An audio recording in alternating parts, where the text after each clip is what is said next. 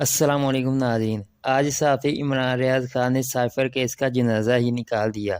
इन्होंने कहा कि 4 चीज़ें जो ये साइफ़र के मामले में रिपोर्ट कर रहे हैं, वो चारों ही इम्पोर्टेंट हैं। इन्होंने कहा कि ये चारों चीज़ें इंसाफ़ के तकाज़ों को पूरा नहीं करती हैं, लिहाज़ा ये मामला जब हाई कोर्ट में जाएगा, तो हाई कोर्ट 2 मिनट के अंदर ही इसको उड़ा कर रख देगी। आइए पहले इनकी गुफ्तगू सुनते हैं और बाद में बात करते हैं। जा सकता आज की सबसे बड़ी और सबसे इंपॉर्टेंट खबर है इमरान खान साहब की सजा। इमरान खान और शाह महमूद कुरैशी, जिनमें एक साबिक वजीर आजम है और एक साबिक वजीर खारजा है, उन दोनों को 10-10 साल की सजा दे दी गई है। और एक्चुअली ये खबर पूरी दुनिया के अखबार में अब छप रही है। मेरे सामने बहुत सारे अखबार खुले हुए हैं। ये इंटरनेशनल मीडिया है, वॉशिंगटन पोस्ट हो, द गार्डियन हो या द टाइम मैगजीन हो, बाकी मैगजीन हो, आलमी जितने जरीदे हैं, अल जजीरा है, वहां पे इसको छपा है, बीबीसी, सीएनएन, सबने इसको रिपोर्ट किया है। दुनिया का कोई ऐसा काबिल जिक्र मीडिया नहीं है जिसने इस खबर को ना दिया हो। ये एक बहुत बड़ी खबर है, आलमी सतह पे इसको उठाया गया है। तो आप अंदाजा कर लीजिए कि आलमी सतह की खबर है। इमरान खान को सजा हो जाना ये कोई छोटी बात नहीं है। पाकिस्तान तहरीक इंसाफ के बानी चेयरमैन और पाकिस्तान तहरीक इंसाफ के सरबराह साबिक वजीर आजम इमरान खान साहब को साइफर के केस में सजा दी गई। ये साइफर क्या है, इसका केस कैसे बना, इस केस का ट्रायल कैसे चला, इमरान खान साहब को किन हालात में सजा दी गई, इसके बारे में मैंने बात की है कुछ उन सहाफियों से भी। एक तो मैंने सारी टाइमलाइन इकट्ठी की है, मैं इस पे पहले भी काम करता रहा हूं, और मैंने कुछ सहाफियों से बात की है जिनमें एहतशाम अब्बासी साहब और साकिब बशीर साहब का खास तौर पर मैं नाम लेना चाहूंगा। और इनसे जो मैंने इंफॉर्मेशन कलेक्ट की, क्योंकि ये उस हेयरिंग में मौजूद थे, ये वो तमाम चीजें सुन रहे थे, ये उन तमाम चीजों का जायजा ले रहे थे और उन तमाम चीजों को रिपोर्ट कर रहे थे।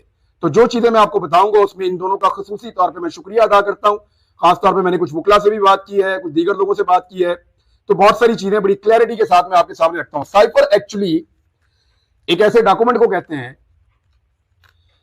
जो एक कन्वर्सेशन होती है दो मुल्कों के दरमियान, और उसको खास किस्म के कोड्स होते हैं जिनके जरिए से इसको लिखा जाता है, साइफर। और इसको डी कोड भी किया जा सकता है। डी कोड कर इसके लिए बाकायदा एक अमला मौजूद होता है वजारत खारजा के अंदर। लगभग दर्जनों की तादाद में इन लोगों की अपॉइंटमेंट्स होती है। ये 16वें ग्रेड या उससे ऊपर के ऑफिसर होते हैं जो इसको डी कोड कर सकते हैं। दो मुल्कों के दरमियान जो बातचीत होती है उसको जब लिखा जाता है तो एक कोड लैंग्वेज है जिसके अंदर लिखा जाता है। वो जो डॉक्यूमेंट है उसको साइफर कहते हैं। इमरान खान साहब के बकौल उनके पास एक साइफर आया था और उनको इसके बारे में पता चला था शाह महमूद कुरैशी साहब के जरिए से, जिसमें अमेरिका ने मुबैना तौर पर इमरान खान साहब के बकौल यह मुतालबा किया था कि इमरान खान साहब की हुकूमत को गिरा दिया जाए। नंबर एक ये बात की गई थी।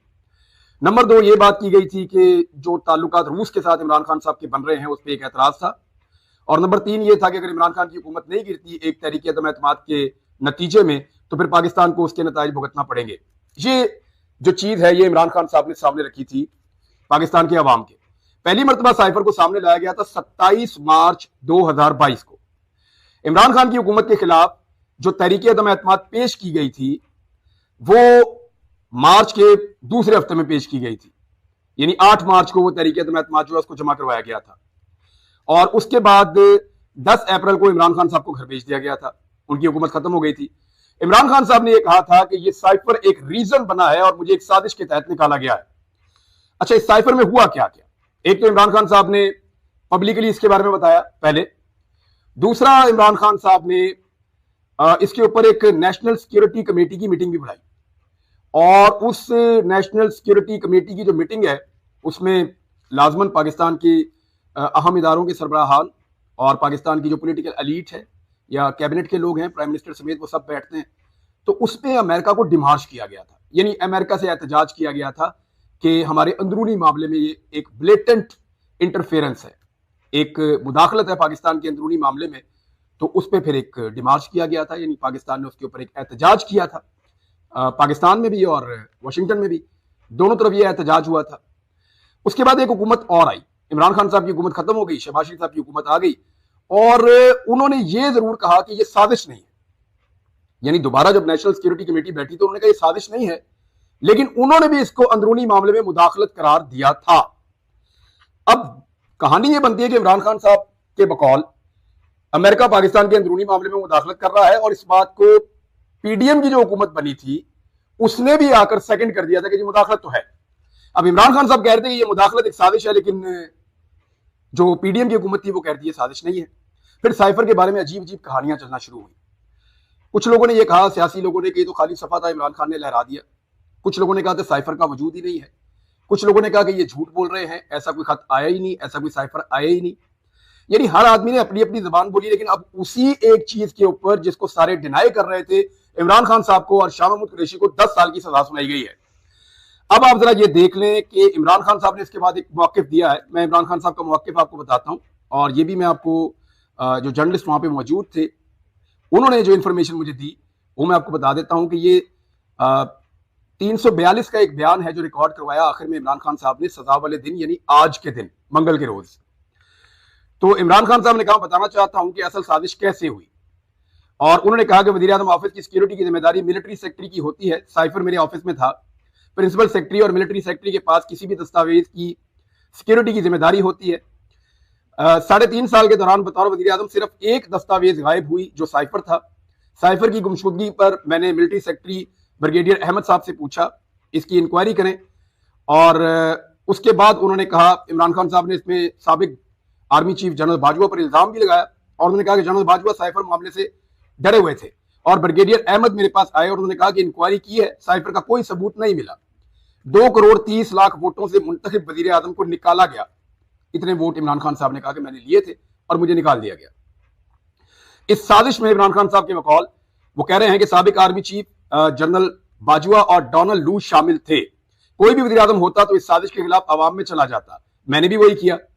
और उसके बाद उन्होंने कहा कि शहबाज शरीफ और नवाज शरीफ जो हैं उनको फिर लाया गया, उनकी हुकूमत बनाई गई, हुसैन हक्कानी को हायर किया गया। हुसैन हक्कानी ने हमेशा अमेरिका में पाकिस्तान के खिलाफ लॉबिंग की है, पाकिस्तान आर्मी के खिलाफ लॉबिंग की है। मेमोगेट स्कैंडल में आसिफ अली जरदारी को रेस्क्यू किया था। मुझे गिराने के लिए हुसैन हक्कानी ने अमेरिकी हुकूमत से लॉबिंग की। मेरी हुकूमत गिराने के लिए हुसैन हक्कानी को $35,000 दिए गए।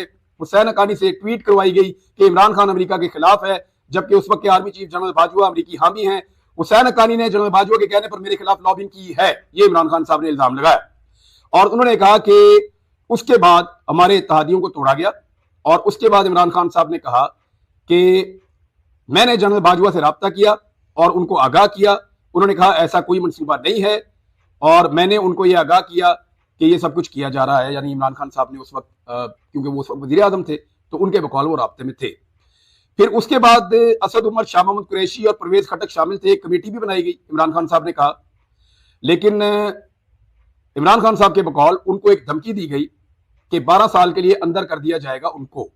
और ये धमकी उनके बकौल और शाह महमूद कुरैशी साहब ने ये वहां पे इस ट्रायल के दौरान क्लेम किया कि ये धमकी जो है, और ये रिपोर्ट भी हुई है, सोशल मीडिया पे भी रिपोर्ट हुई है।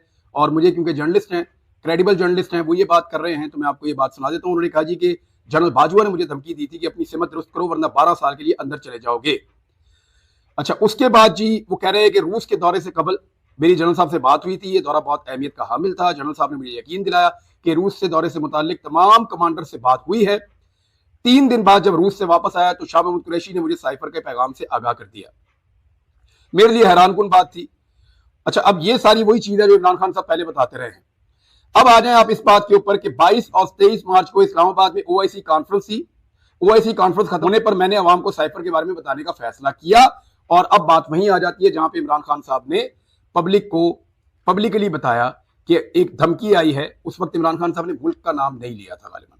उन्होंने कहा था एक धमकी आई है और मेरी हुकूमत गिराने के लिए एक साजिश की जा रही है।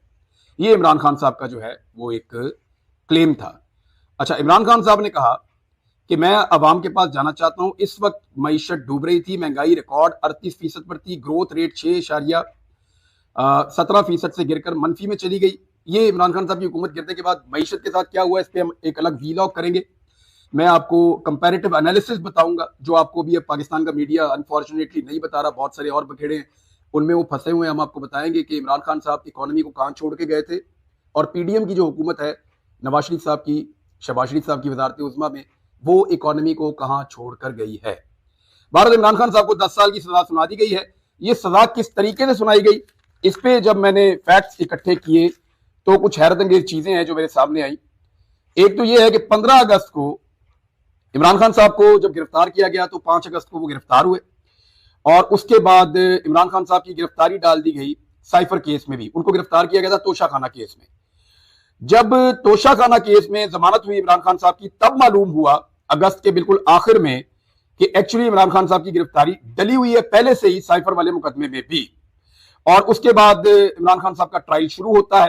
पहले ये ट्रायल जो है उसको इन कैमरा रखा जाता है और उस ट्रायल के अंदर जिस तरह से जेल में ट्रायल हुआ उसको चैलेंज किया गया हाई कोर्ट के अंदर। हाई कोर्ट ने कहा कि जेल में ट्रायल जो भी हुआ है 29 अगस्त से 21 नवंबर तक उसको कलअदम करार दिया जाता है, इसलिए कि वो इंसाफ के तकाजों के मुताबिक नहीं हुआ, जो ड्यू प्रोसेस है लॉ का उसके मुताबिक नहीं हुआ, वो कलअदम हो गया। और उसके बाद दोबारा हाई कोर्ट ने एक मरतबा फिर यह हुक्म दिया कि जो 13 दिसंबर के बाद से लेकर 9 गवाहान के बयान कलमबंद किए गए थे या उनके बयान लिए गए थे, वो बयान भी कलअदम करार दे दिए हाई कोर्ट ने। और वो इसलिए दे दिए कि वो भी इन कैमरा किए जा रहे थे, तो इसकी कोई गुंजाइश नहीं है। एक ओपन ट्रायल का कहा गया कि ओपन ट्रायल किया जाए इमरान खान साहब का। अब शुरू होता है ओपन ट्रायल। इस ओपन ट्रायल के अंदर 3-4 गवाहियां बड़ी इंपॉर्टेंट है, उनमें एक गवाही जो है आजम खान की भी है।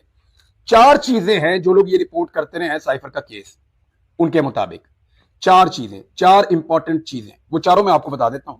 नंबर 1, जो इमरान खान साहब पे बड़े इल्जाम हैं वो आपके सामने रखता हूं, फिर मैं आपको बताता हूं कि इस पे सहाफियों की राय क्या है या वकला की राय क्या है। नंबर 1, साइफर जो है वो इमरान खान ने जो लहराया पेपर जलसागाह के अंदर 27 मार्च को, वो साइफर था, लिहाजा ये एक गलत हरकत है। पहला तो एलिगेशन ये हो गया। दूसरा एलिगेशन ये है कि साइफर का जो कंटेंट है इमरान खान साहब ने उसको पब्लिक कर दिया। 2 इल्जाम हो गए। तीसरा ये हो गया कि इमरान खान साहब ने साइफर को वापस करना था, उन्होंने साइफर को गुम कर दिया। 3 एलिगेशन हो गए। चौथा एलिगेशन लगा कि उसको इमरान खान साहब ने मिस यूज किया है साइफर को। ये 4 एलिगेशन हैं जो इमरान खान साहब के ऊपर इस केस में लगे हैं। अब जो लोग इसको रिपोर्ट कर रहे थे, 2 साथियों को मैंने नाम लिए, मैंने कुछ और से भी बात की है जो लोग कोर्ट्स को कवर करते हैं, तो उन लोगों का ये कहना है कि जनाब ये जो 4 इल्जामात हैं ये चारों में से एक भी साबित नहीं हुआ।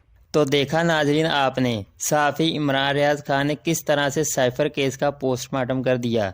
इन्होंने कहा साइफर केस में जो 4 चीज़ें अहम हैं वो ये हैं। नंबर 1, इमरान खान ने जो 27 मार्च को जलसागाह में लहराया वो साइफर था, लिहाजा ये गलत हरकत है, ये नहीं करना चाहिए था। पहला इल्ज़ाम ये लगाया इन्होंने। दूसरा इल्ज़ाम ये लगाया कि इमरान खान ने साइफर का कंटेंट जो है वो पब्लिक किया है। तीसरा इल्ज़ाम ये लगाया है कि इमरान खान ने साइफर को वापस करना था, इन्होंने साइफर को गुम कर दिया। और चौथा इल्ज़ाम ये लगाया है कि इमरान खान ने साइफर केस को मिस यूज़ किया है। इन्होंने कहा जो लोग कोर्ट को कवर करते हैं, मेरी इनसे बात हुई है, इन्होंने कहा कि इन चारों में से एक भी इल्ज़ाम साबित नहीं हुआ, लिहाजा ये केस हाई कोर्ट में 2 मिनट में ही उड़ जाएगा।